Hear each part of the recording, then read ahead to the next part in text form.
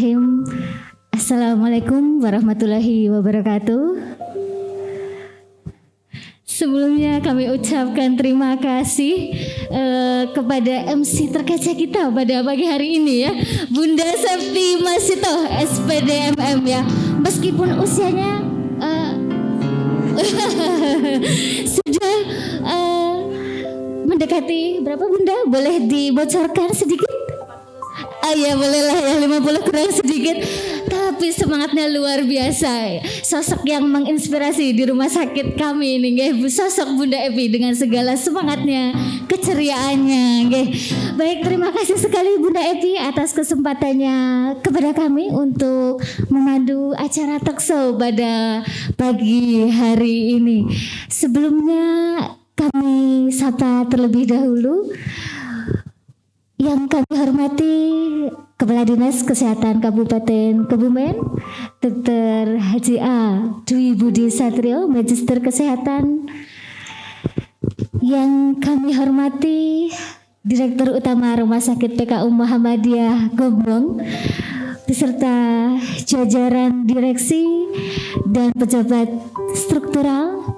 Yang kami hormati BPH Rumah Sakit PKU Muhammadiyah Gombong, serta tak lupa yang kami sayangi seluruh undangan dari FKTP dan perwakilan rumah sakit di daerah Kabupaten Kebumen dan juga Banyumas. Alhamdulillah, puji syukur senantiasa kita panjatkan ya atas segala limpahan rahmat, nikmat dan karunia-Nya sehingga kita bisa hadir dalam acara launching ruang perawatan jiwa Al-Afiat Rumah Sakit PKU Muhammadiyah Gombong sekaligus talkshow kesehatan jiwa dengan tema kesetaraan kesehatan jiwa untuk semua dengan cinta dan kepedulian pada tanggal 5 Januari 2021 hari ini. Baik, rasanya tidak elok ya ketika waktu sudah mulai siang, sedikit berpantun saja. Ikan sepat, ikan gabus, ikan lele. Lebih cepat, lebih bagus, tidak bertele-tele, langsung saja kita mulai acara talkshow pada hari ini. Dan bersama kami telah hadir para narasumber yang sungguh luar biasa. Yang pertama Dr. Haji A. Dwi Budi Satrio, Magister Kesehatan selaku Kepala Dinas Kesehatan Kabupaten Kebumen. Yang kedua Dr. Rahmawati, Spesialis Kedokteran Jiwa Magister Kesehatan, dan juga Ibu Ika Mardiati, Magister Keperawatan, Spesialis Keperawatan Jiwa. Kepada Bapak Ibu narasumber kami undang untuk bergabung bersama kami untuk menggah ke depan.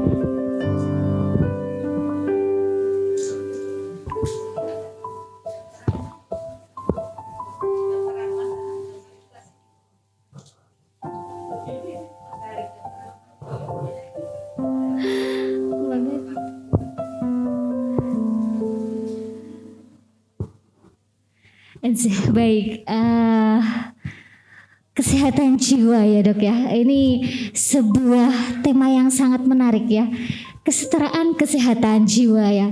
Kalau di dunia sampai dengan saat ini sudah tercatat kurang lebih 970 juta jiwa orang yang mengalami gangguan kejiwaan. Dan bahkan tercatat kurang lebih 800.000 orang dalam 1 tahun melakukan bunuh diri ya. Atau kalau boleh dibilang dalam 1 orang bisa meninggal dalam waktu setiap 40 detik. Nah, tentunya ini menjadi sebuah PR kita bersama ya. Dan di Indonesia sendiri prevalensi atau angka kejadian dari gangguan kejiwaan ini sendiri kurang lebih 20% dokter dari populasi seluruh Indonesia. Atau boleh dibilang 1 dari 5 orang di Indonesia itu mempunyai potensi untuk mengalami gangguan kejiwaan. Nah, untuk yang pertama, Dokter Budi Satrio, barangkali bisa disampaikan bagaimana sih kondisi kasus jiwa yang ada di Kabupaten Kebumen. Monggo, Dokter.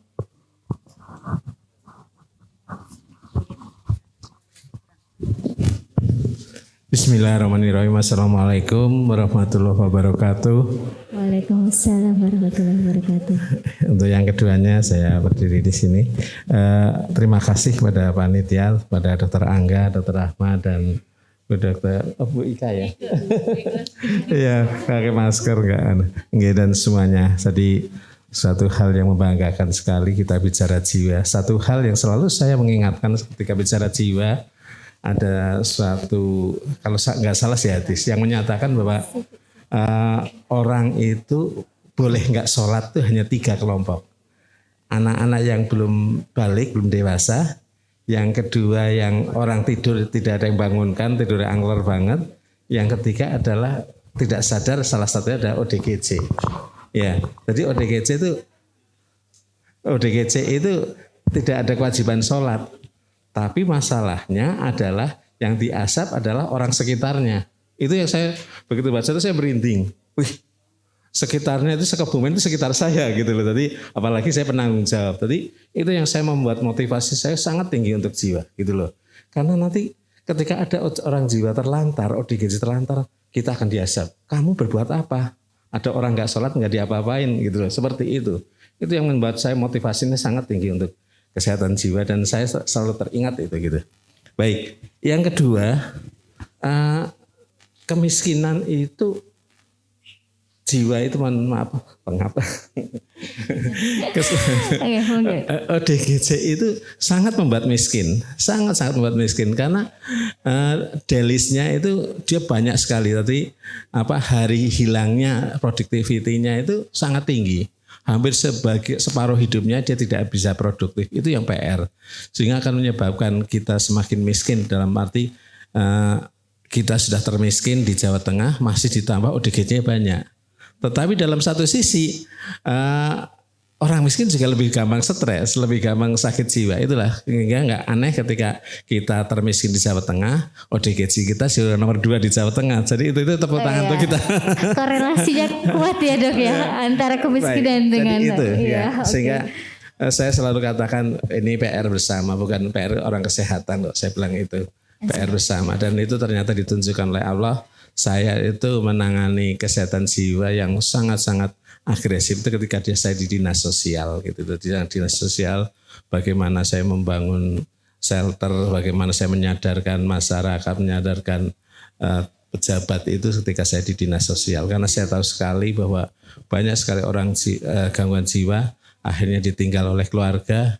Ketika sembuh dari rumah sakit Magelang pun mau dikemanakan karena sudah tidak punya apa-apa dan akhirnya itu PR saya ya. Itu yang saya lakukan sehingga kita harus punya pemikiran setelah dia sembuh dari kesehatan mau apa. Ya banyak sekali seperti itu. Terus apa langsung pindah? Enggak, itu kondisi itu. Sebentar itu kondisi dulu, kondisi. Iya, betul. Nah, kondisi dulu. Terus kemudian tadi sudah saya katakan kita nomor 2 dan pas pemasungannya pun tinggi sekali. Ya salah satunya ya luar biasa lah, kita nggak mungkin bisa bicara begitu besar pemasungan. Sehingga PR saya kemiskinan, bagaimana menyadarkan masyarakat, bagaimana menyadarkan pejabat untuk bahwa awareness kepada kesehatan jiwa itu menjadi luar biasa. Bahkan saya katakan jadi mimpi mereka. Setiap bangun tidur kalingan, aduh tanggaku sakit jiwa, aduh ada yang belum saya biaya. Itu PR saya. Sehingga saya katakan masalah di kesehatan di Kabupaten, kesehatan mental di Kabupaten Kebumen cukup menantang dan hari ini atau mungkin sudah berapa saat kita sudah mulai tertata. Buktinya adalah PKU sudah sadar ngambil peran untuk mendirikan Bangsal Jiwa. Tepuk tangan dong untuk PKU. Tepuk. Terima kasih. Ya, ternyata PR-nya lumayan Dok untuk di ranah kesehatan jiwa sendiri nggih. Sepertinya saya tidak perlu banyak membacakan kurikulum vitae beliau nggih. Insya Allah sudah cukup terkenal nggih Dokter nggih. Namun sekilas saja boleh kami sampaikan Dokter nggih untuk kurikulum vitae beliau selaku Kepala Dinas Kesehatan Kabupaten Kebumen, dan dulu dengan banyak sekali aktivitas beliau nggih sebagai Kepala Badan Pengelolaan RSUD Kebumen, Kepala Dinas Kesehatan Kabupaten Kebumen. Berarti untuk kesekian kalinya ini nggih Dok menjabat sebagai Kepala Dinas Kesehatan Kabupaten Kebumen. Kemudian juga sebagai staf ahli Bupati bidang kemasyarakatan dan sumber daya manusia Kabupaten Kebumen. Juga sebagai Kepala Pelaksana Badan Penanggulangan Bencana Daerah Daerah Kebumen. Kemudian pernah juga menjabat sebagai Sekretaris Dewan Perwakilan Rakyat Daerah Kabupaten Kebumen. Pernah juga sebagai Kepala Dinas Sosial dan Pengendalian Penduduk dan Keluarga Berencana Kabupaten Kebumen sebelum menjabat Kepala Dinas untuk periode yang terakhir menjadi yang kemarin nggih. Ya, oke, baik. Sungguh menarik tadi nggih, fakta di lapangan di daerah Kabupaten Kebumen memang menjadi sebuah tantangan tersendiri baik bagi pemangku kebijakan ataupun pemerintah, dan tentunya terkait dengan ini Dokter, kami juga akan menanyakan kepada Dokter Rahmawati selaku klinisi. Namun sebelumnya akan kami bacakan dulu kurikulum vitae dari beliau. Ya, Dokter Rahmawati, Magister Kesehatan Spesialis Kedokteran Jiwa. Beliau lulus dari S1 Fakultas Kedokteran UMY, kemudian mengenyam pendidikan di S2 Manajemen Rumah Sakit FK UGM Yogyakarta, dan terakhir mengenyam pendidikan Spesialis Kedokteran Jiwa di FK UGM. Dan riwayat pekerjaan beliau adalah dokter umum dan pengelola di BP PKU Sewu Galur, kemudian tim mengajar di Stikes Aisyah Yogyakarta, dokter umum di Rumah Sakit Queen Latifah Yogyakarta, dokter umum dan Yanmad di Rumah Sakit PKU Muhammadiyah Gombong. Saat ini beliau sebagai dokter spesialis jiwa di Rumah Sakit PKU Muhammadiyah Gombong dan Rumah Sakit Amanah Sumpiuh, juga sebagai Direktur SDI dan Umum Rumah Sakit PKU Muhammadiyah Gombong. Baik Dokter, ya, menanggapi kondisi yang saat ini Dokter Rahmawati nggih selaku klinisi, sebenarnya kesehatan jiwa itu seperti apa Dokter? Orang yang dikatakan sehat jiwa itu sebenarnya yang seperti apa sih? Mungkin banyak orang yang masih belum memahami betul apa itu sehat jiwa. Monggo Dokter. Terima kasih Dokter Angga. Terima kasih Dokter Budi atas kerawahannya. Alhamdulillah pada kesempatan kali ini kita senang bertemu. Kalau misalnya biasanya kita secara sepaneng begitu ya dokter mendengarkan materi-materi. Jadi alhamdulillah ini bisa talkshow ya. Jadi agak santai. Jadi biar nggak tegang ya Bapak Ibu sekalian yang ada hadir pada kesempatan kali ini, baik dari puskesmas maupun dari rumah sakit, perwakilan dari rumah sakit. Kalau berbicara tentang kesehatan jiwa dan apa itu makna kesehatan jiwa begitu ya Dokter Angga ya. Iya. Sepertinya teman-teman dari puskesmas sama dari rumah sakit ini sebetulnya udah ngelotok ya. Sudah luar kepala seperti itu ya, mungkin ya, bahwa sebetulnya kesehatan jiwa itu apa, orang dengan gangguan jiwa itu apa. Hanya mungkin yang ingin kita sampaikan, kadang-kadang kalau secara teori kan sepertinya kan sudah mengikuti banyak seminar, banyak sharing-sharing ilmu. Gangguan jiwa itu artinya kan berarti kan yang memang sudah ada perubahan perilaku, kemudian mengalami penderitaan begitu ya, sehingga aktivitasnya akan terganggu. Hanya teman-teman pasti kan sudah, Bapak Ibu sekalian pasti kan juga harus mengingat bahwa kita kan ada istilah ODMK, ada ODGJ ya, orang dengan masalah kejiwaan dan orang dengan gangguan jiwa. Kalau tadi Dokter Budi kan pusing begitu ya, dari sisi kebijakan gitu dokter ya. Sebetulnya ini juga kita juga prihatin begitu ya, dari sisi profesional kesehatan jiwa. Dalam hal ini kami sebagai klinisi, sebagai dokter jiwa begitu ya. Kita tidak berbicara definisi karena semuanya teman-teman saya kira sudah memahami. Tapi yang pasti mungkin yang ingin kita sharingkan pada Bapak Ibu sekalian, teman-teman dari puskesmas maupun dari rumah sakit, bahwa sebetulnya di dalam gangguan jiwa ini tadi ada sebetulnya orang baru dengan masalah kesehatan jiwa, juga ada yang sudah dengan gangguan jiwa. Jadi kita juga harus lebih teliti begitu ya, lebih perhatian. Makanya tema kita itu adalah kepedulian dan cinta, kata Bunda Epi mana? Wah, yang membawa cinta itu adalah biasanya Bunda Epi. Jadi yang ingin kita sampaikan bahwa hal-hal yang terkait belum gangguan begitu, tapi dia sudah ada masalah misalnya. Kan suatu perceraian misalnya seperti itu kan suatu masalah sebetulnya, dan itu bisa menyebabkan masalah kejiwaan. Hal-hal seperti itu kadang-kadang lepas dari kita.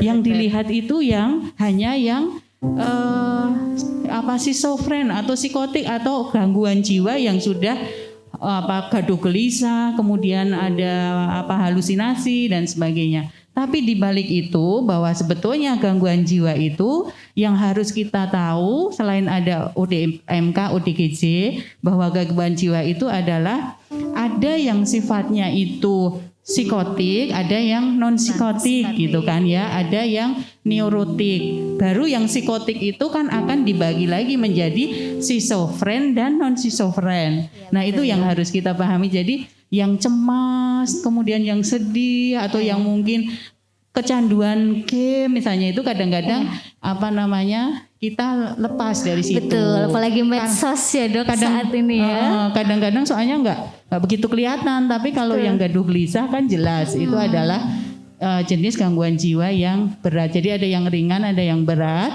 Yang ingin kita sampaikan bahwa kita harus peduli, kita harus care, dan kita juga harus lebih perhatian lagi dengan masalah-masalah kejiwaan yang ada di sekitar kita. Jangan menunggu sampai yang berat kemudian membuat miskin tadi kata dokter Budi udah berat. Betul, seperti itu Bu Angga. Iya betul dokter. Memang saat ini apalagi dengan kemajuan teknologi, media sosial menjadi sarana yang cukup potensi untuk menimbulkan gangguan kejiwaan ya. Belum lagi bullying yang tentunya ini menjadi PR hampir seluruh masyarakat di Indonesia. Dan dengan musim pandemi ini juga ternyata berefek sekali ya Dok. Lingkungan sekitar, faktor ekonomi membuat kenaikan bahkan sampai dengan 6,5% daripada sebelumnya ya. Dan betul sekali. Ini berarti yang paling ini ya Dok ya, spiridol. Dan deteksi dini sepertinya diperlukan nih dokter nggih. Karena kadang-kali ada persepsi dokter nih ya dari masyarakat gitu ya. Kalau saya mau periksa kok ke poli jiwa, mau mampir ke polinya dokter Ahmad itu munda-mundu dokter nggih. Masa sih saya sakit jiwa, kadang ada rasa malu, ada rasa sungkan, rasa segan untuk memperiksakan diri ke profesional kesehatan jiwa begitu. Oke. Baik, untuk yang ketiga ini, pertanyaan ketiga akan kami ajukan kepada Ibu Ike Mardiati Agustin nggih. Beliau adalah akademisi di Universitas Muhammadiyah Gombong, sekaligus saat ini menjadi salah satu penggiat kegiatan kesehatan jiwa di Kabupaten Kebumen. Kami perkenalkan dulu kurikulum foto beliau. Beliau adalah S2 Keperawatan Universitas Indonesia, spesialis keperawatan jiwa Universitas Indonesia, S3 Promkes Universitas 11 Maret Surakarta. Saat ini beliau bekerja sebagai dosen di Universitas Muhammadiyah Gombong. Wah, luar biasa ini. Saya bacakan bagaimana produktifnya beliau melakukan riset dalam 3 tahun terakhir ini. Ada 6 yang sudah beliau lakukan penelitian dalam 3 tahun terakhir, dan semuanya mengangkat tema masalah kejiwaan. Baik, Ibu Ike, hampir sama dengan yang saya tanyakan tadi kepada Dokter Rahma, kesehatan jiwa. Bu Ike selaku petugas kesehatan, perawat jiwa sekaligus sebagai akademisi dan penggiat jiwa juga, bagaimana melihat kesehatan jiwa dari kacamata keperawatan jiwa. Oke, baik, terima kasih. Assalamualaikum warahmatullahi wabarakatuh. Yang terhormat, di sini ada Bapak Kepala Dinas, Pak Dr. Budi. Selalu bertemu Pak ya. Kalau bicara orang jiwa itu ketemunya sikrolnya itu lagi. Jadi ketemunya beliau-beliau lagi dan selalu belajar bersama beliau untuk bagaimana upaya-upaya untuk mengatasi masalah kesehatan jiwa. Yang kami hormati Direktur Rumah Sakit PKU Muhammadiyah Gombong, BPH dari Rumah Sakit PKU, dan juga jajaran direksi serta Bapak Ibu hadirin sekalian. Di sini ada senior-senior saya. Saya duduk di sini bukan berarti yang paling tahu, okay, Bapak Ibu. Tapi kita sharing informasi. Ada Dokter Agus. Assalamualaikum dokter. Ya, beliau di belakang yang sudah pastinya yang mewakili Pak Eko Budi ya. Kemudian ada Bapak Ketua PPNI saya, ada Pak Tritunggal, dan juga ada Bapak Ibu rekan sejawat yang lain dari Puskesmas dan dari rumah sakit sejawat. Baik, terima kasih hadir di sini sebagai salah satu bagian dari Rumah Sakit PKU Muhammadiyah Gombong, sesama amal usaha Muhammadiyah. Bersama-sama ingin memajukan amal usaha Muhammadiyah saat ini bergerak untuk masalah kesehatan jiwa. Jadi kalau kita bicara masalah kesehatan jiwa itu suatu seperti fenomena gunung es ya kalau kita menyampaikan. Jadi burden disease ini sesuatu hal yang memang perlu untuk ditangani. Kalau kita bicara masalah kesehatan jiwa, lelah, capek itu iya. Tapi kalau bukan kita yang menangani, nanti siapa lagi yang mau menangani gitu. Ibaratnya seperti itu dok. Kemudian ketika kita bicara masalah kesehatan jiwa, tidak bisa jalan sendiri-sendiri. Harus saling bersinergi. Nah, jadi saya tidak akan mendefinisikan kesehatan jiwa dari perspektif saya sebagai perawat. Karena saya yakin perspektif kita sudah sama. Di Undang-Undang Kesehatan Jiwa pun sudah jelas bahwa definisi kesehatan jiwa itu apa, gangguan jiwa itu apa. Tapi yang perlu kita bersama sepakati untuk kegiatan hari ini adalah kita perlu bersinergi. Bahwa mengatasi masalah kesehatan jiwa itu tidak bisa sendiri. Dinas kesehatan, beliau punya peranan, dokter punya peranan, perawat punya peranan, kemudian puskesmas di situ juga ada peranannya. Apalagi saat ini tren isunya adalah kesehatan jiwa masyarakat. Jadi kesehatan jiwa berbasis masyarakat. Tadi Pak Direktur membahas sedikit juga tentang kesehatan jiwa komunitas ya atau masyarakat. Nah, itu adalah trennya bahwa masalah kesehatan jiwa tidak hanya berkutat urusan gangguan jiwa berat, tapi akses yang ditimbulkan lebih banyak. Ekonomi, kemudian beban keluarga dalam merawat. Saya yakin teman-teman programmer puskesmas ini sudah punya banyak banget pengalaman gitu. Ketika satu sisi harus merujuk ODGJ, tidak boleh dipasung, tapi sisi yang lain ada keluarga yang tidak mengizinkan dan sebagainya. Nah itu sehingga kita perlu untuk berdiskusi bersama di sini. Kita merapatkan barisan dalam tanda petik. Ayo kita bareng-bareng. Sehingga ketika PKU mencetuskan untuk adanya bangsal jiwa, saya secara pribadi itu sangat luar biasa, saya apresiasi sekali. Tepuk tangan untuk Rumah Sakit PKU Muhammadiyah Gombong. Bahwa rumah sakit tidak hanya berbicara profit saja, tapi kita memang saat ini harus mulai aware tentang masalah kesehatan yang ya itu ada di depan kita, itu ada saat ini di masyarakat kita. Ya mungkin dari saya pendapatnya seperti itu dokter. Iya, betul sekali bahwa untuk penanganan gangguan kejiwaan sendiri memang membutuhkan peran multisektoral, tidak hanya dari petugas kesehatan, institusi kesehatan, masyarakat, juga pemangku kepentingan, pemangku jabatan kepemerintahan seperti itu nggih dokter. Barangkali terkait dengan hal ini dokter Budi, dari Dinas Kesehatan Kabupaten sendiri adakah kebijakan yang sudah atau akan dilakukan dalam waktu-waktu dekat ini untuk mengatasi masalah gangguan kejiwaan? Ada kebijakan, ada strategi ya. Jadi kebijakan kita mengikuti nasional. Sedikit saya sampaikan, memang di Kementerian Kesehatan juga ada sedikit miss atau keliru. Keliru itu bukan salah, keliru itu bisa diperbaiki, kalau salah itu tidak bisa diperbaiki. Keliru pada waktu itu sebelum 2001 lah, itu kita fokus pada klinisi. Tetapi ternyata dampaknya adalah bahwa banyak sekali orang ODGJ tidak tertangani. Kebumen sudah merintis sudah lama, Bapak Puskesmas yang menangani jiwa itu sejak saya jadi staf ahli, bahkan saya yang studi banding atau sowan ke Pak Dirjen untuk izin pengembangan terus diselesaikan oleh Bu Rini, alhamdulillah. Jadi harus komprehensif. Lah salah satu kebijakan adalah shifting dari spesialistik ke komunitas atau lebih terbuka, sifatnya lebih terbuka, itu menjadi penting ya. Sehingga sekarang kan mulai banyak rumah sakit itu bukan rumah sakit jiwa, tetapi bangsal jiwa. Itu luar biasa. Dulu kan kita mengandalkan membuat rumah sakit jiwa, jadi sangat eksklusif. Sekarang kan inklusif gitu. Inklusif itu bergabung dengan lain. Itu sudah mulai jalan. Sejak 2001 kesadaran itu baru muncul.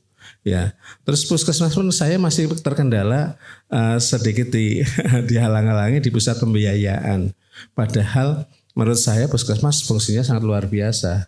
Ya, padahal kita sudah membuat kebijakan bahwa puskesmas itu sebagai area manager. Jadi ketika ada masalah misalnya di Petanahan atau di Karanganyar, dia kapusnya yang bertanggung jawab gitu. Itu sudah pakai wilayah-wilayah, itu sudah. Ya, tetapi di sana belum. Jadi masih sentralistik di pusat pembiayaan. Itu pun kebijakan itu, mohon maaf Pak, zaman Pak Dr. Terawan, karena puskesmas kembali ke kitohnya menjadi preventif. Mereka bahkan istilah puskesmas rawat inap kan dihilangkan gitu. Jadi kita mesti harus kembali bahwa puskesmas pun peran klinisnya ada. Dan kemudian yang berikutnya adalah di puskesmas pun fungsi klinis itu juga sangat dominan, menurut saya sangat dominan fungsi klinis. Jadi ini memang harus saya sudah sampaikan ke Bu Direktur, kapan saya diizinkan sowan untuk membuka mindset kembali seperti itu, karena aneh. Di Indonesia itu hanya 2 loh puskesmas dengan perawatan jiwa, yaitu di sini dan kemudian di Jawa Timur. Luar biasa. Iya, hanya 2 seperti itu. Dan penanganannya harus komprehensif. Saya penanganan harus komprehensif. Ya, kita itu tidak meropeng kalau bahasa tidak mendayung, tetapi kita hanya mengkatalisator agar semua berperan. Nah, strateginya ya seperti itu. Jadi kita itu tidak semua saya tangani, saya bagi-bagi. Sekarang peran Dinsos kan sangat luar biasa, tapi Pak Birawa nggak hadir ya. Peran Dinsos sangat luar biasa. Di sana sudah ada SPM juga. SPM adalah ODGJ yang terlantar. Berarti saya sudah nggak ngurusi. Kita kesana tidak ngurusi yang terlantar. Nanti mereka yang terlantar dikirim ke kita. Terus nanti setelah agak sembuh dibiayai oleh mereka. Ya, mereka diberi makan juga, diberi pelatihan juga. Itu kan salah contohnya. Terus dari kepolisian, dari Satpol juga untuk evakuasi. Ya, terus kemudian kebijakan kita juga kita memfasilitasi terbentuknya komunitas-komunitas, sehingga sekarang luar biasa ya komunitas jiwa sejak zaman Mbak Ike terjun, luar biasa banyak sekali komunitas dan mereka hebat-hebat ya, menurut saya hebat-hebat. Jejaring menjadi sangat perlu ya. Sebagai contoh tadi kembali ke pembiayaan, persis yang disampaikan ke Bu Rahma bahwa kesehatan jiwa itu bukan hanya ODGJ yang berat yang itu, tapi juga yang ringan. Kekerasan dalam rumah tangga sudah kita dirikan di Kesra sudah dan di Spermades. Kemudian kekerasan pada anak juga di sana ada yayasannya namanya Sri Kandi, punya workshopnya untuk shelter untuk mereka yang takut pulang ke rumah. Kita punya shelternya juga. Ada shelter. Iya, itu saya dirikan pada waktu saya jadi direktur ya.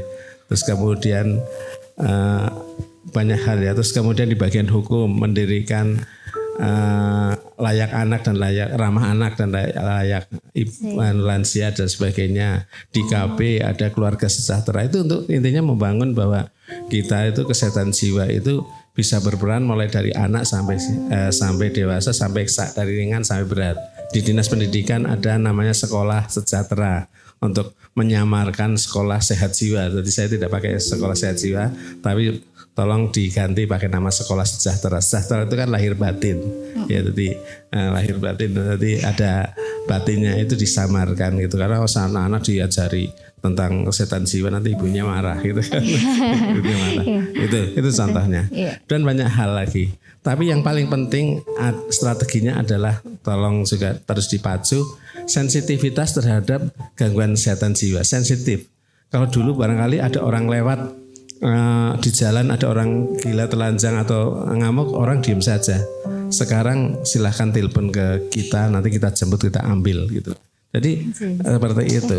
Ya, tepuk tangan tuh. Tepuk tangan ya. Dan lain-lain pembiayaan yang kita sudah biasa. Mimpi saya tetap sama, bahwa di tingkat pemerintah itu mulai dari yang pelayanan kesehatan jiwa yang tradisional yang kita terus kembangkan di Mbah Marsio, sampai yang paripurna, yaitu ketika dia sudah tidak punya rumah, tidak punya keluarga, tidak punya pekerjaan, itu ditampung, yaitu di panti. Mimpi yang panti ini belum, kita baru shelter. Panti itu saya perjuangkan terus, saya sudah berkali-kali ke Pak Wagub juga agar panti didirikan. Karena masalahnya Pemda masih awal itu menyerahkan tanahnya untuk dibangun oleh provinsi. Itu yang sudah pada waktu sudah hampir deal, ternyata tukar gulingnya nggak sepakat. Itu. Makasih saya kira. Nyambung barangkali. Jadi kalau tadi Pak Dokter juga menyampaikan arahnya ke pembiayaan kebijakan ya Dok.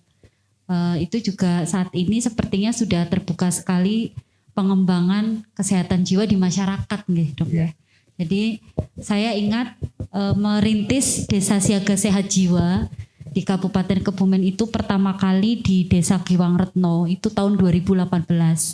Itu waktu itu kabitnya ada Bu Tri Anggoro, kepala dinasnya dengan Bu Rini. Saya ketemu dengan Pak Budi, beliau masih kepala dinas sosial. Waktu itu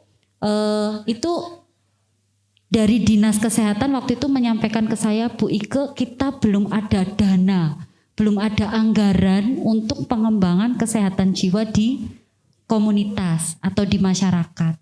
Ini prosesnya bagaimana? Alurnya seperti apa? Nah, kemudian bekerja samalah dengan waktu itu Stikes Muhammadiyah Gombong, saya carikan dana-dana hibah pengabdian masyarakat, akhirnya bisa berjalan, tapi saya waktu itu meminta kepada Dinas Kesehatan memang.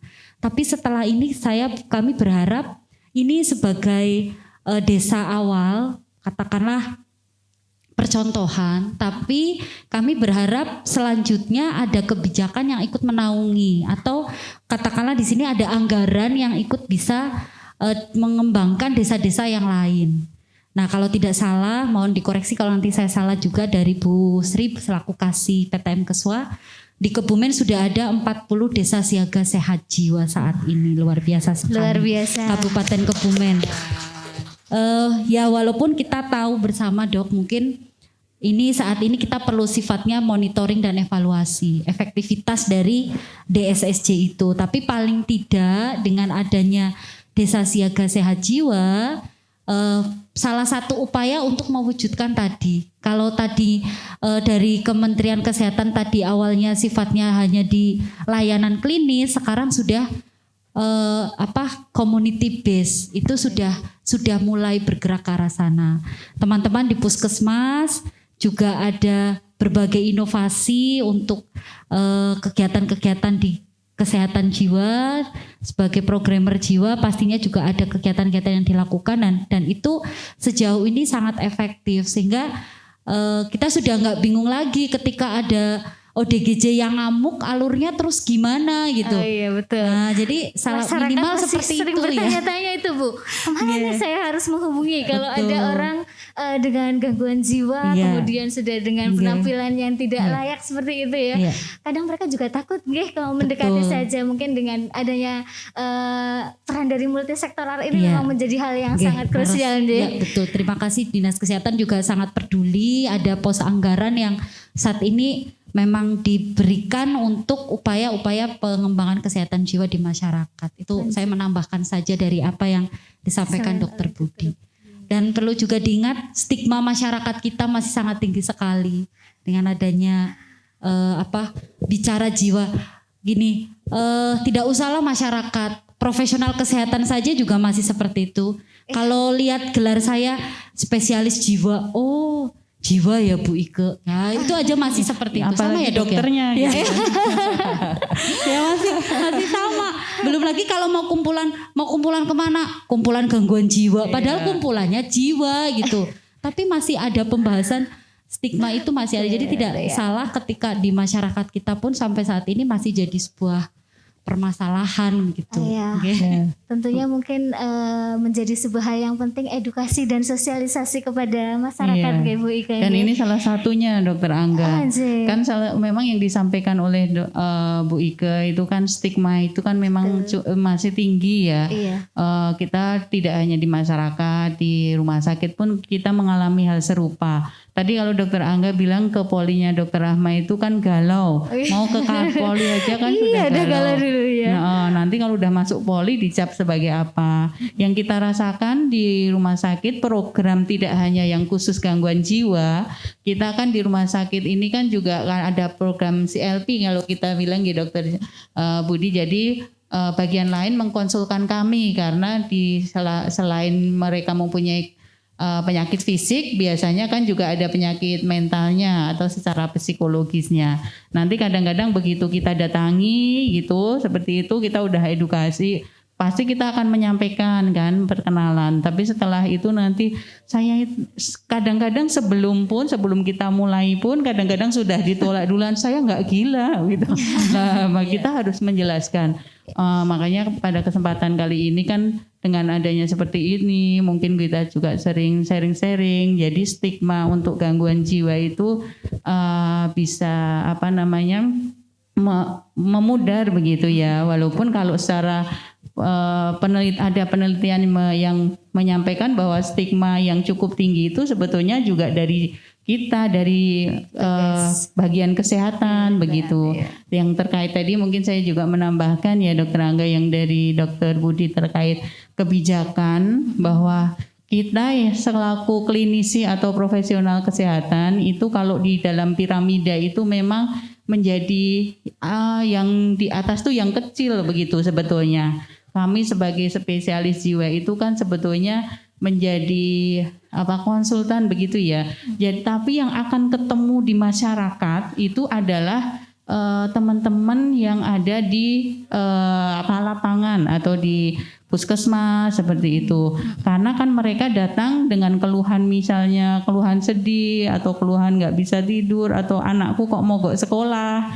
Itu biasanya kan tetap pengen konsultasi ke puskesmas dulu, sehingga perlunya kolaborasi kita dengan di jejaring atau misalnya dengan Bapak Ibu sekalian yang di teman-teman yang di puskesmas maupun di rumah sakit lain, kemudian dinaungi oleh kebijakan dari dinas pada saat teman-teman yang ada di lapangan karena langsung gitu ya berhadapan dengan masyarakat. Kalau kita kan mungkin ada kalanya kita tetap pendampingan seperti mengikuti DSSC-nya dari programnya Bu Ike dan dinas, kita ketemu dengan masyarakat.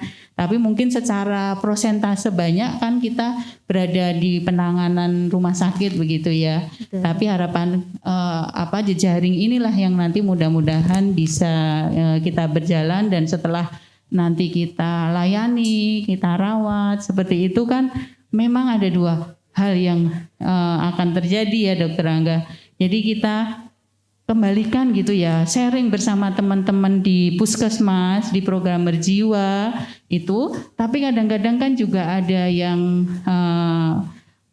keluarga itu menjadi stresor begitu ya. Keluarga atau lingkungannya itu menjadi stresor, menjadi penyebab kadang-kadang nggak mau pulang atau mungkin keluarga nggak mau menerima. Nah ini kan betul. kalau kemarin kita udah rasan dokter Budi pada saat kita membuka layanan jiwa misalnya seperti itu, sempat rasan juga dengan dokter Agus Saparianto itu ya, yang sudah lama mengelola tentang gangguan jiwa. Jadi misalnya ternyata ada kondisi-kondisi seperti itu, tentunya kita harus berkolaborasi. Misalnya ada dosa roso ya dok ya, sebagai nanti setelah mungkin secara medisnya baik, atau mungkin nanti kita kolaborasi dengan puskesmas lebih banyak ke arah bagaimana penanganan setelah mungkin Proses dari sisi medisnya rehabilitasinya kita ya, dok, ya, selesai pasca begitu perawatan, ya, betul ya. tentunya ini kan. Oke. Dokter mohon izin. Iya, siap. Kita kan tadi sepakat bukan menggurui. Tadi berarti mereka juga bukan murid. Tadi mungkin dipersilakan mereka juga ngerti. Berpendapat baru saya mau menyampaikan Nahan dulu dok. Saya yakin di sana sudah banyak pertanyaan di benak para Bukan pertanyaan, hadirin tapi malah sekalian masukan. ini. Mungkin masukan. Setelah ini akan kami berikan waktu kepada Bapak Ibu para undangan untuk bisa menanyakan, barangkali ada hal yang Melengkapi mungkin. menanyakan, melengkapi, atau ini kan judulnya bincang-bincang ya, kita santai. Nggih, monggo. Ya, silakan.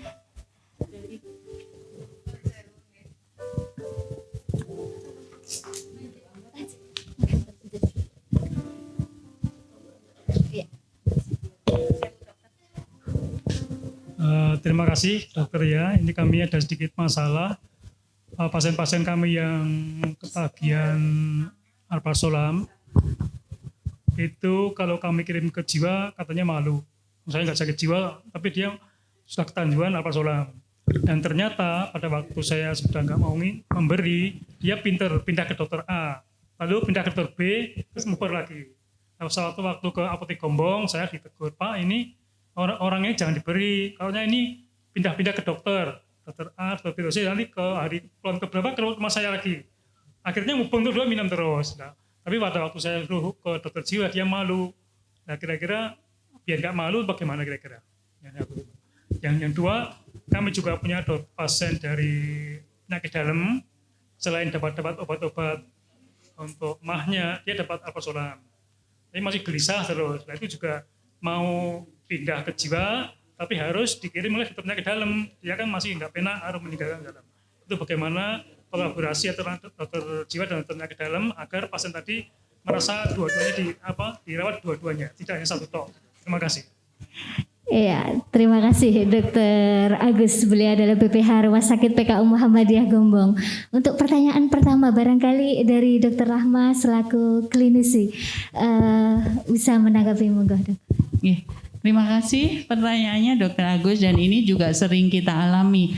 Jadi yang memang penggunaan alprazolam yang kadang-kadang kita itu dapat itu karena dia sudah bertahun-tahun kemudian nggak bisa melepas. Mungkin kan di dokter umum saja begitu ya, itu kadang-kadang kan mempunyai kendala. Kami pun sebagai spesialis pada saat penggunaan itu sudah lama dan dia sulit untuk melepas, kita juga punya agak kesulitan begitu ya, karena memang kita ada beberapa teori yang akan kita gunakan, beberapa step yang akan kita gunakan untuk entah itu mentapering, substitusi, atau mungkin nanti mengkombinasi dia dengan beberapa obat seperti itu. Yang pasti kalau misalnya pengguna alprazolam itu memang benar-benar jadi kan ada dua pengguna ya, pengguna yang memang sebetulnya dia pengen lepas, ada yang pengguna sebetulnya dia pengen terus aja nggak mau lepas. Kalau yang ganti-ganti itu pasti dia pengguna yang tidak pengen lepas dari alprazolam karena tidak udah istilahnya adiksi begitu ya. Tapi kalau yang pengguna pengen lepas, sebetulnya kita mempunyai protokol terapi untuk melakukan itu. Hanya tadi yang disampaikan Dokter Agus ke jiwa itu malu gitu ya, nggak gila suruh ke jiwa. Jadi mungkin nanti sebetulnya tetap harus ada kombinasi, harus disubstitusi begitu. Hanya memang mereka itu kadang-kadang sulit. Kalau misalnya memungkinkan itu tetap diturunkan dosisnya. Tapi kalau misalnya langsung menurunkan dosis itu kan sulit dong. Jadi nanti dikombinasi bisa dengan antipsikotik dosis kecil atau bisa dikombinasi dengan golongan benzo yang lain, benzodiazepin yang lain. Tapi kadang-kadang mereka itu juga pinter, orang enak. Begitu dikombinasi itu orang enak. Nah, kita pernah ada pasien yang betul-betul marah karena kita racik gitu ya. Kita racik dikombinasi untuk mentapring itu kemudian saya sudah bilang harus diracik, tidak boleh di bunganu sendiri-sendiri. Begitu sampai farmasi, pengennya nggak diracik, gebrak meja marah-marah. Saya, dok ini pasiennya marah-marah di farmasi. Nggak, pokoknya harus diracik. Kalau nggak mau diracik, kita nggak bisa ngasih. Nah, karena itu istilahnya, ya memang ada pengguna-pengguna yang seperti itu. Mungkin nanti dicoba dok dikombinasi, atau kalau misalnya bisa di tapering off. Kemudian yang untuk kolaborasi dengan bagian lain, kita saat ini juga sudah menjalankan dengan penyakit dalam, dengan neuro yang banyak seperti itu. Jadi sebetulnya mungkin nanti dari dokter penyakit dalam kan juga bisa menyampaikan karena kondisinya ini sehingga secara metabolik dia akan mengakibatkan gangguan tidur sehingga harus ke psikiatri, tapi bukan karena gangguan jiwa, tapi sebetulnya karena metaboliknya yang membuat dia gangguan tidur. Kita pun juga nanti akan menjelaskan yang sama bahwa sebetulnya bukan karena gangguan jiwa tapi karena ada metabolisme dalam tubuh yang istilahnya tidak seimbang sehingga ada gangguan tidur. Dan ini memang saya rasa semakin lama juga semakin meningkat. Tapi kalau di kita belum ada BNN gimana dokter? Kalau yang hal-hal terkait ini kan kita kolaborasi dengan BNN sudah ya. dapat SK-nya ya, yang untuk Karanganyar sudah dapat SK-nya dari BNN ya? Ya, sudah mulai tahun ini.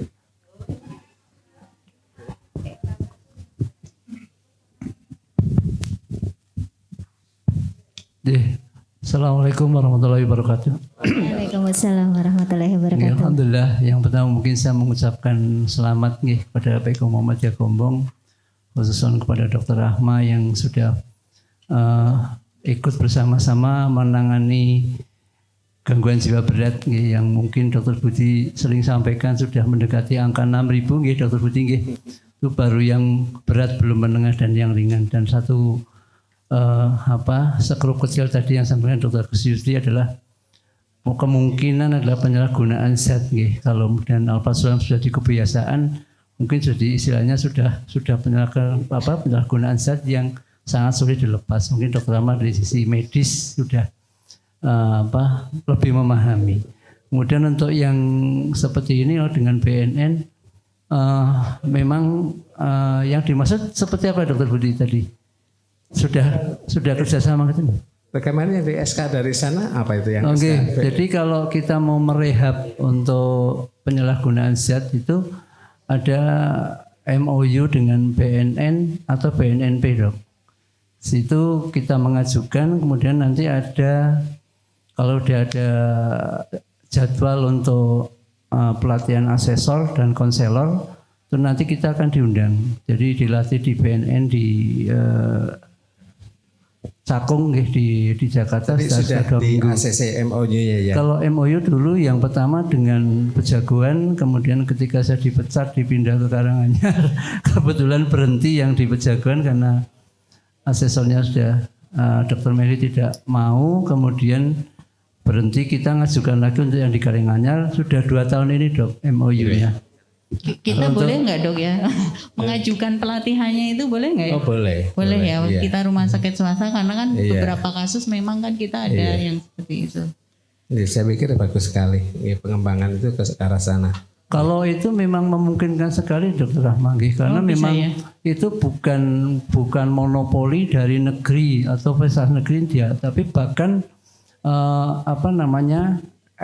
LSM swasta pun diperbolehkan asal ada tenaga medisnya dan paramedisnya, sehingga bisa seperti itu merehab klinis. Nafsa ya. Nggih, dan sekarang kasusnya untuk schizofrenia itu sudah lebih banyak et kausanya karena penyalahgunaan zat.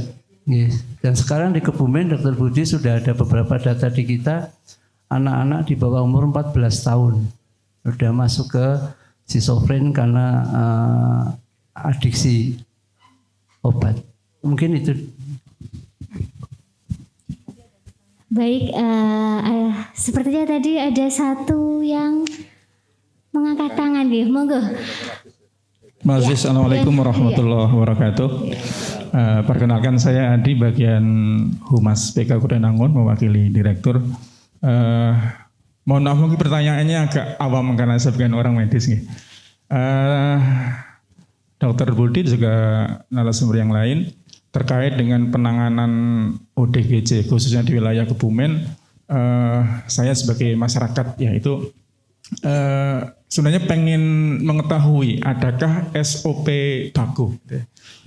Jadi ketika kita menjumpai tetangga barangkali yang memang mengalami gangguan kejiwaan atau mungkin melihat gelandangan di jalanan, karena kalau memang penderita ODGJ ini masih mempunyai keluarga, ada yang menanggung, itu alurnya lebih mudah. Mungkin dibawa ke PKU, ke bangsal jiwa yang membiayai jelas. Tapi ketika sudah tidak ada yang ngurusi, itu kita siapa yang harus dihubungi? Yang pertama seperti itu. Kemudian yang kedua, bagaimana, apakah saran-saran yang sebaiknya disampaikan kepada keluarga yang memang ada anggota keluarga yang menderita seperti itu, saran-saran terbaik kepada mereka, apakah cara menghadapinya bagaimana, disikapi seperti orang normal seperti biasa atau bagaimana. Kemudian yang ketiga, penanganan ODGJ khususnya di wilayah Kebumen, apakah juga melibatkan, kalau tadi kan dari sisi medis nih, ada dari BNN juga, dari sisi religi, misalnya ada dengan metode ru'yah dan sebagainya, itu apakah sudah dikolaborasikan ya, yang semacam itu. Terima kasih. Assalamualaikum warahmatullahi wabarakatuh. Waalaikumsalam warahmatullahi wabarakatuh. Baik, untuk pertanyaan yang pertama, Dokter Budi barangkali bisa menanggapi bagaimana SOP-nya dokter kalau kita menemui orang dengan gangguan kejiwaan seperti itu. Barangkali ini yang dimaksudkan kalau sudah kondisi gaduh gelisah mungkin ya, yang tentunya kadang-kala ada kekhawatiran baik dari keluarga ataupun masyarakat untuk ikut menangani. Baik. Iya. SOP-nya ada, tetapi angel nganti ngapalkan SOP, apalagi masyarakat.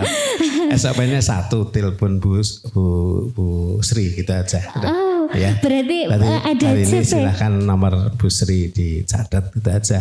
Nanti soal pembiayaan, soal mau di rumah sakit itu selesai semua gitu ya. Yang berikutnya adalah yang sering jadi masalah bukan hanya itu, bukan tidak punya jaminan, KTP aja nggak punya. Ya, jadi akhirnya saya harus membuatkan KTP, membuatkan KTP dan kemudian memasukkan ke BPJS. Saya menemukan banyak, ternyata dia orang Lampung, orang mana gitu juga, itu banyak sekali. Tapi prinsipnya itu, jadi nggak terlalu masalah kita biayai karena sudah komitmen kita. Berarti ada dana khusus ya dok untuk pembiayaan orang-orang gangguan jiwa. Evakuasi, sampaikan aja ke masyarakat. Evakuasi kami tanggung gitu loh. Kami tanggung, kami akan jemput dengan 4 orang yang kuat-kuat badannya. Ya yang paling tidak takut gitu loh, tidak takut. Selama ini sih gampang itu. Ada tim khusus juga nggih dok, nggih untuk mengevakuasi. Yang kedua, saya mohon karena ada direktur ya. Komitmen kita pada ODGJ yang punya seperti itu komorbid ya. Pada awal-awal itu saya menemukan pada waktu di dinas sosial mungkin ya kurang diperhatikan oleh direktur. Saya menemukan kontraktor 30 tahun karena dia posisi jongkok terus. ODGJ takut posisi jongkok, saya menemukan sudah 30 tahun. Ketika saya masukkan ke rumah sakit, saya nggak menyebutkan rumah sakitnya, dokter bedahnya, ODGJ di kayak saya gitu loh. Nah, terus kemudian ke dokter jiwa, ini kontraktor dikasihkan saya, akhirnya meninggal juga. Nah, terus yang kedua ketika saya sudah jadi kepala dinas, ada juga kasus seperti itu, terus langsung tanganilah kebiayaan caranya gitu, direktur saya gitu kan, akhirnya selesai semua, ODGJ-nya sembuh, ininya juga sembuh gitu, dioperasi lah. Maksud saya itu jadi bukan masalah apa-apa, komitmen gitu loh. Jadi ini ada Pak Dokter minta komitmen lah ya.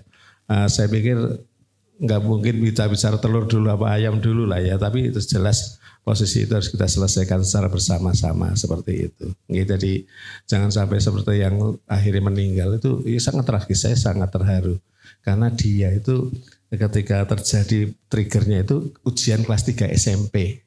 Dia stres terus kemudian terjadi gangguan jiwa, terus dia mengurung diri di kamar perempuan posisi duduk, tidur pun nanti ya seperti itu. Jadi ketika saya bawa berangkar sendiri, saya dorong sendiri, dia sudah posisinya duduk terus gitu, nggak bisa lurus, sudah kontraktur semua 2 kaki itu.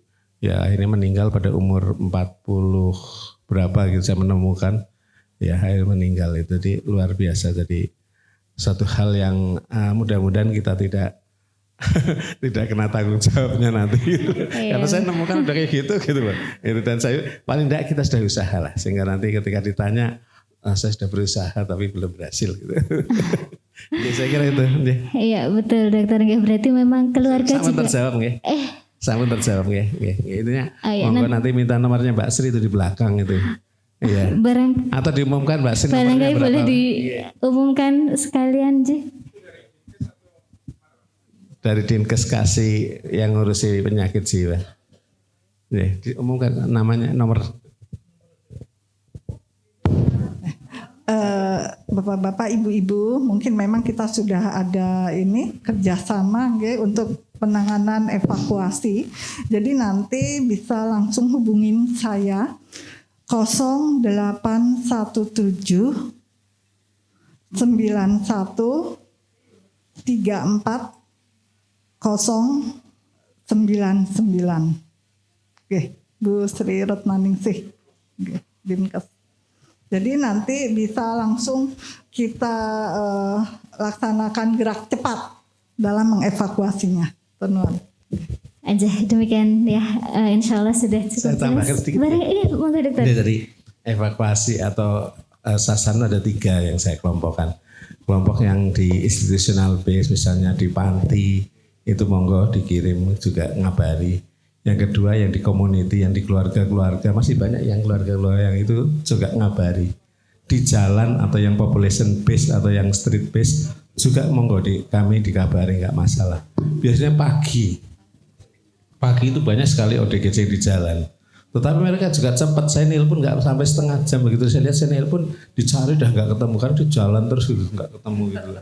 Itu jadi saya berkali-kali itu di pom bensin timnya cari kemana-mana nggak ketemu gitu loh, seperti itu. Kalau kami yang udah ternyata datang di rumah sakit di IGD gitulah, yang penting kita masukkan saja ya dok. Enggak, terima aja nanti ngabari. Kalau pembiayaan boleh ke saya, boleh ke Pak Rudi, boleh ke Mbak Sri.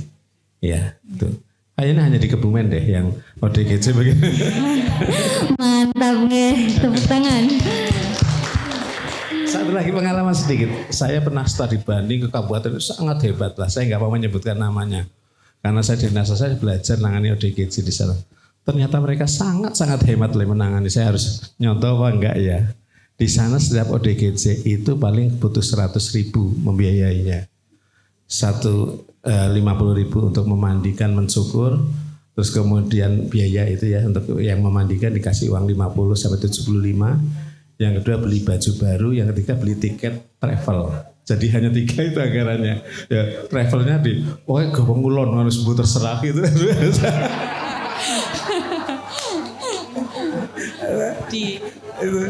Jadi sudah punya langganan travel. Tapi dia pintar, jangan ngetan pasti ketangkep Bali gitu loh. Ya nanti dibaliknya lagi, pokoknya ngulon gitu. Supir travelnya bayar, pakai dun keting terserah. Ya. Itu kabupaten yang sangat terkenal di Indonesia. Iya.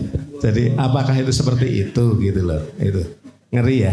Tetapi diberi kalau perempuan dikasih jilbab, dicukur rapi kan begitu. Tadi ketika jejer sama penumpang orang nggak ngerti kalau itu ODGJ mau dibuang. Ya lebih baik lah daripada tetangga kita itu diangkut pakai bak diturunkan di jalan. Ya, mungkin sebelum Bu Ika saya nambahkan yang pertanyaan kedua ya Bu Angga, karena mungkin kan setelah ini kita ada acara kunjungan ke bank saya Bunda Epi ya, Mbak nanti siang.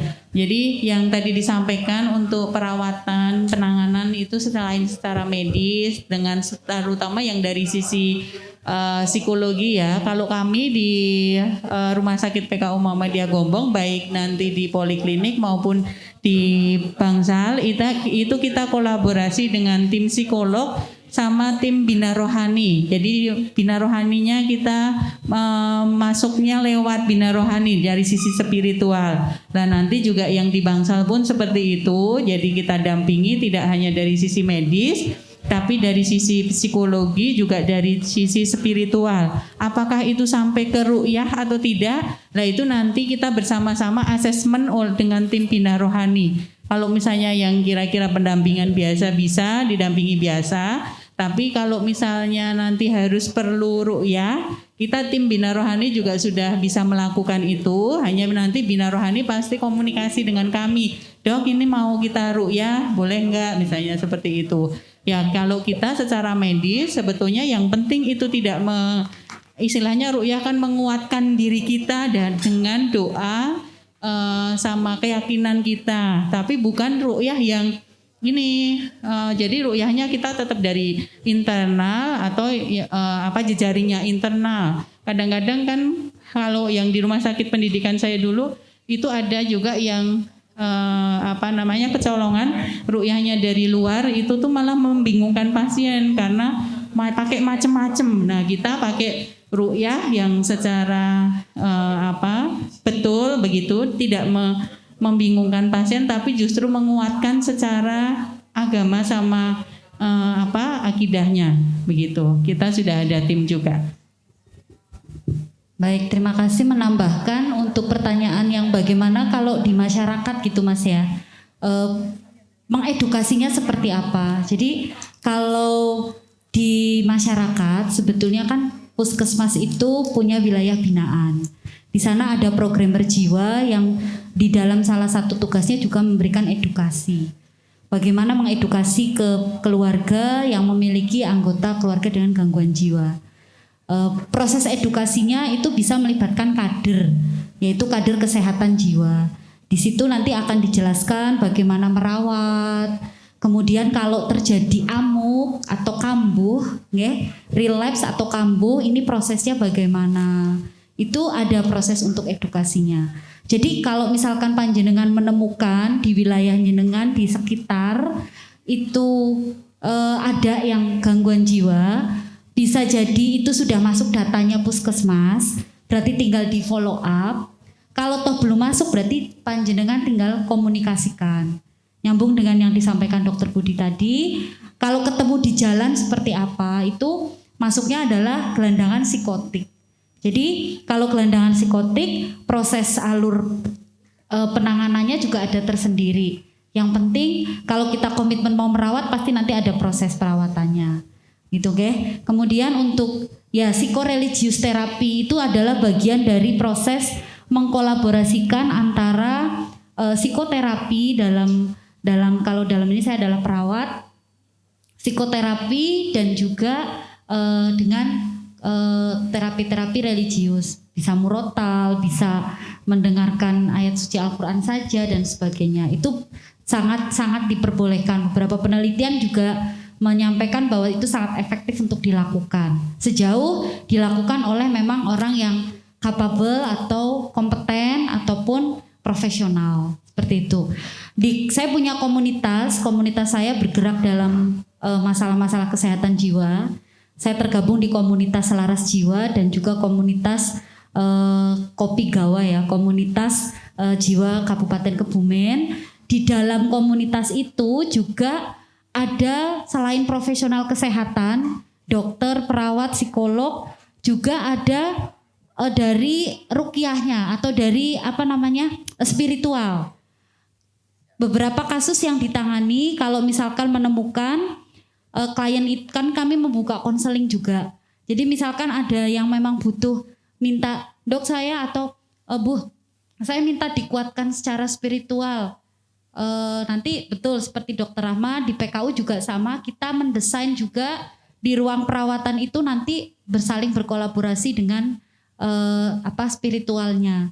Jadi boleh apa tidak? Jawaban saya boleh, tidak masalah sejauh tadi catatannya ada kaitannya dengan orang yang melakukan itu profesional gitu nggih.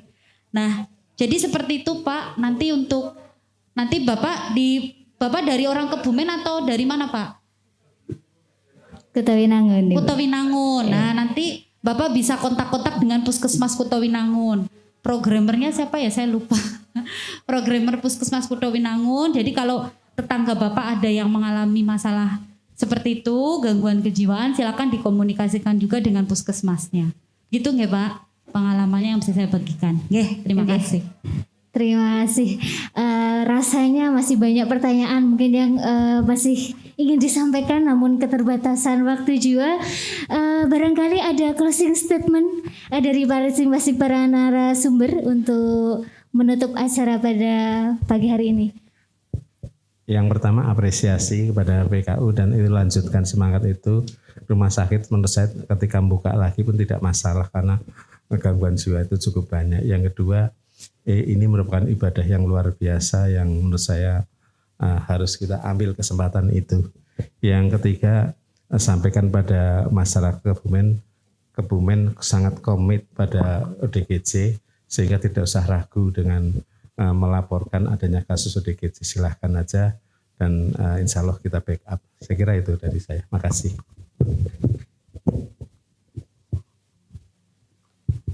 Terima kasih dari saya bahwa kita sebagai masyarakat, bagian masyarakat kita harus memberikan kepedulian, rasa cinta dan kita juga harus care terhadap saudara-saudara kita agar istilahnya tidak jatuh ke dalam gangguan jiwa. Kemudian kami dari Rumah Sakit PKU Muhammadiyah Gombong juga ini berusaha untuk ikut andil dalam penanganan gangguan jiwa ini sehingga mudah-mudahan stigma ini tidak akan semakin meningkat, justru nanti semakin baik dan kita juga bisa ikut andil dalam pelayanan gangguan jiwa ini secara komprehensif. Terima kasih. Terima kasih dari saya. Mari kita wujudkan paradigma kesehatan jiwa Indonesia. Yang sehat tetap kita buat sehat jiwa. Yang resiko mengalami gangguan kejiwaan kita buat untuk sehat, dan yang gangguan jiwa mari kita rangkul untuk bisa mandiri dan produktif secara bersama-sama, secara berkolaboratif dan bersinergi. Terima kasih. Indonesia sehat jiwa. Ya, luar biasa pemaparan dari para narasumber kita dan bincang-bincang kita ya pada talkshow kali ini. Dapat diambil kesimpulan ya, memang deteksi dini gangguan kejiwaan harus segera disadari oleh seluruh masyarakat sehingga jangan pernah malu, jangan pernah ragu, jangan pernah segan untuk berkonsultasi dengan profesional kesehatan jiwa jika sudah ada tanda-tanda gangguan kejiwaan. Yang kedua, penanganan gangguan kejiwaan ini memang tidak bisa hanya dilakukan oleh satu sektor saja, tapi melibatkan multisektoral, baik itu keluarga, masyarakat, institusi kesehatan, petugas kesehatan, dan juga pemerintah selaku pemangku kebijakan. Kami ucapkan terima kasih kepada para narasumber kita pada siang hari ini. Aplaus untuk para narasumber kita. Saya selaku moderator pada acara talkshow kali ini pamit mohon undur diri. Salam sehat jiwa, raga semua untuk kita semuanya. Wassalamualaikum warahmatullahi wabarakatuh.